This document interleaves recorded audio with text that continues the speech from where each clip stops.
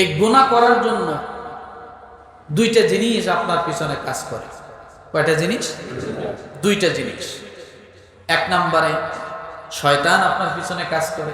এখন শয়তান তো রমাদান মাসে শৃঙ্খলাবদ্ধ থাকে, হাদিসে আসছে, কিন্তু তারপরেও তো মানুষ অনেক গুনাহ করে।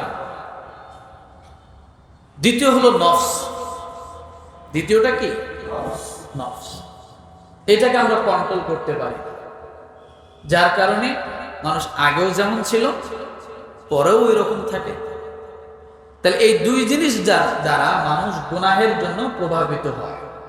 এক শয়তান, দ্বিতীয় কি? নফস। এই জন্য এই জিনিসগুলোকে কন্ট্রোল করার জন্যই রোজা। এটা এমনি এমনি আসে না, মনে থাকবে ইনশাআল্লাহ।